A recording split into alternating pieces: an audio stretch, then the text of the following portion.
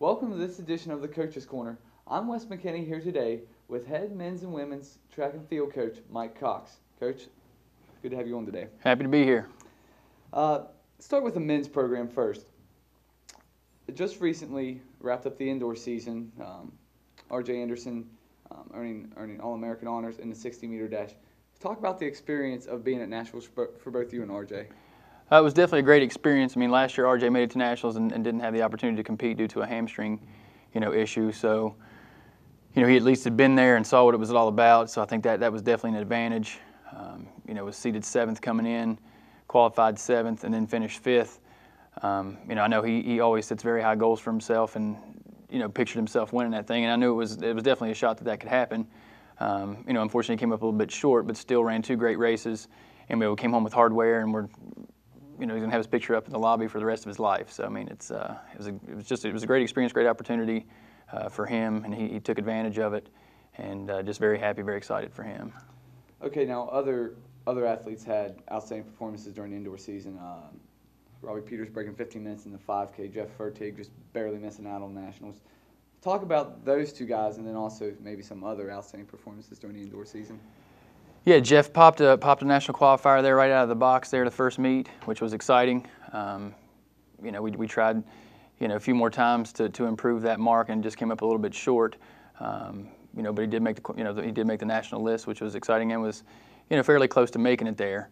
So, that gives us hope and excitement for the outdoor season to hopefully, not only make the list but to make it in. Then looking at Robbie Peters, I mean, he had a great indoor season. Just barely over 4:20 in the mile, a PR there, broke the school record in the 3K, was like 11 seconds off the provisional list there in the 5K, going under 14, just missing the school record in the mile and in the 5K. Again, that also is exciting for the looking for the outdoor season to hopefully, make the list, and who knows from there.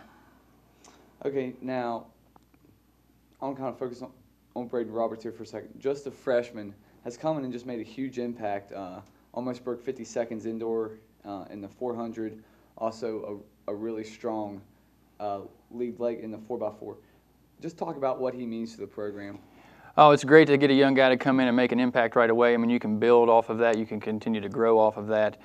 It's going to light a fire into some of the upperclassmen to try to help them make them want to be better. So we can continue to grow and build off of something like that. And I'm very excited, very happy to have him here, in the running events and as well as the long jump. I mean, he's going to score, a good bit of points for us in just his freshman year. So that's definitely a very, very exciting thing.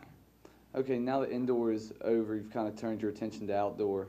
Already 3 meets in the book for you guys. You've had Nicholas Seno, strong 10K. First meet, Brad Dugan just barely missing the school record in the steeple last weekend, and then also Jason Brackett's strong effort in the 400-meter hurdles already. Talk about what it means to have these kind of performances already early in the season. Well, I think it's great. I mean, you look at our season, and it's outdoor season is such a short season. So I mean, we're gearing everything towards obviously the outdoor season. For those who are obviously not making the national meet, we're gearing everything towards the outdoor and for conference championships. So those guys have laid a great foundation for the first meet out. Really, Dugan just being off of that school record. I mean, that's definitely a possibility for sure. Nick's sitting comfortable now in the 10K at fourth. That time should really get him into conference, so he doesn't really have to worry about another 10. We can look at the 5 at Duke to run. And then, Brackett keeps chiseling away at those 400 hurdles, 56.1. So excited about him, having the possibility to break a school record there, 54.04. I think that's definitely conceivable. Okay, now kind of maybe lost in the shuffle a little bit. RJ just coming off his All-American performance, comes out first outdoor meet of the season, and already qualifies provisionally for the 100. Just discuss his ability to come back so strong after maybe a little bit of fatigue at Nationals indoor. Definitely. But I kind of pictured it that way in a way. You gear so much up towards one thing, which obviously we did for indoor nationals. So his body was very, very rested and very ready to go. So I had a feeling that we could come out that first meet and pop one, and lo and behold, it did happen. I mean, he broke his own school record of 10.5.7. He broke it in trials, and he broke it again in finals, finishing third down there at the Coastal Meet Shamrock Invitational. So that was very exciting. I'm not surprised at all. Like I said, I was kind of hoping that's what would happen, and kind of had a feeling that could happen that way, and just glad that it did. That time last year was right on the bubble of getting into nationals, but this year it was down in the 60 indoor, so that time may get in. But I would say it's safe to say he's going to run faster than 10.52. Okay, now kind of shifting away from the guys and into the girls program. First, discuss Casey Ord's performance during the indoor season. It seemed like every weekend she was just breaking a record, long jump, triple jump, or whatever. But also talk about her transition from the softball to being able to perform so well in track. It was very exciting to have her join us. That's for sure. Some of her athletic ability. She had a great high school resume as far as track and field goes. I mean, it was a great resume. She's jumped far and ran fast. So I think just her making the adjustments and getting back into the groove. I think there's still more in the tank, and hopefully we can continue to get that out of her. But she's done an extremely great job. Okay, now discuss the effectiveness of the girls 4x4 throughout the indoor season, and obviously you guys broke a school record indoors. Yeah, definitely. I mean, that was exciting. Again, it's just showing hard work and putting it together when we needed to put it together, and even putting it together when we were in our really kind of our work phase, being that it was indoors and we're still looking down the road. So that's promising. Promising there too for our 4x4. I mean, we went 354 last year outdoors, and we didn't lose anybody. So it's exciting. I mean, you got six girls there. So when we have somebody goes down, we can put somebody right back in. Obviously we didn't have Shawnee because we were redshirting her. We didn't have her indoors on that relay, which probably would have gone a little bit quicker even. If I have no doubts it would have gone quicker, for sure. But they still did a great job with the girls we had that were obviously competing and not redshirting. So it was exciting. Okay, now one of the girls that's on that 4x4 team, both indoor and outdoor, was Megan Savioli. Had a real nice indoor season. As a coach, what do you expect from Savioli in the outdoor season? I mean, she's really coming into top form right at her senior season and looking spectacular.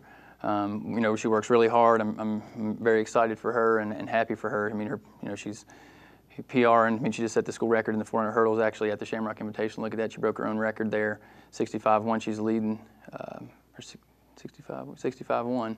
Yes, she is leading the conference in the 400s and is sitting second in the 100s.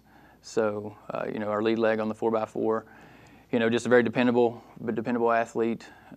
Again, really hoping she has a great outdoor senior season here, goes out with a bang, and I don't picture it any other way really for her. Okay, now you already touched on her performance, but also some impressive results early in the outdoor season. Rachel Williams last weekend, PR in the 5K, also an automatic conference qualifier. Lydia Powell, also nice 400 effort there. Talk about some of the girls' efforts so far in the outdoor season. Yeah, it's been good. I mean, Rachel Williams PRs in the 5K. She gets a conference qualifier, as well as Lydia Powell's keeps chiseling away at that quarter time for her. Courtney Van Adder PRs in the 10K. Gets, hopefully that time will get her in to conference as well. She hit the B standard. Chelsea Calloway sitting at the top of the leaderboard there in the conference of the steeplechase.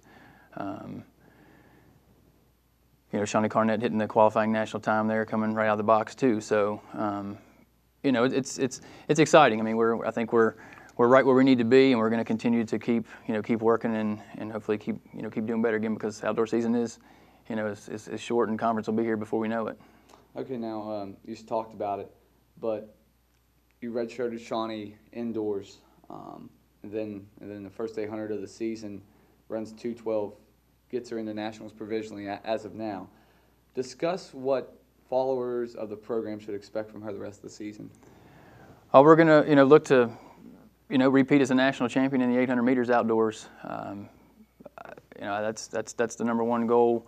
Right now, hopefully we'll hit a provisional or even even better in a 15.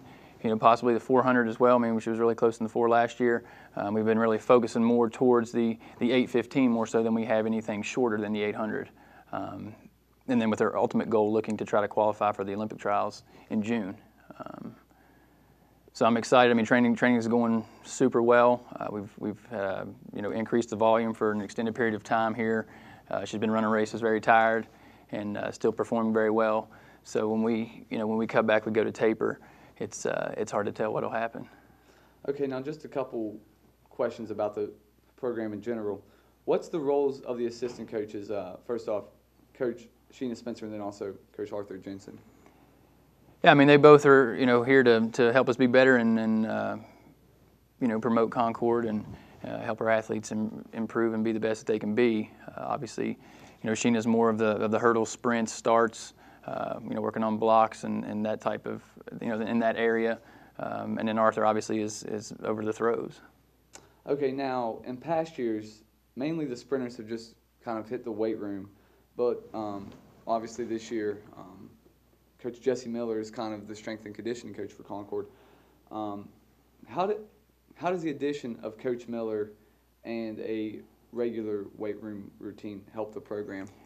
Oh, it's astronomical. I mean, you're going to improve, a ton. If you've never lifted and you go in the weight room, yeah, you're going to be sore at first. But I think in order to have a successful program, to be a highly trained athlete, that the weight room has to be your friend, regardless of if you're a sprinter, if you're a distance runner, if you're a thrower, it's a no-brainer as well. So having that available to us, I mean, we may be the only school in the conference that actually has a full-time strength and conditioning coach. I know Arthur's worked. He's been in charge of our weightlifting program, and now that we have Jesse, they've collaborated, with me and all of us, and we've put together workouts for, each group per se for what we feel is appropriate and necessary to help us, gain speed, gain strength, gain endurance, to be better. Alrighty, Coach. That's going to do it for today. I appreciate you coming on today. Definitely appreciate you having me anytime. Alrighty. Like I said, that's going to do it for this edition of the Coach's Corner. I'm Wes McKinney.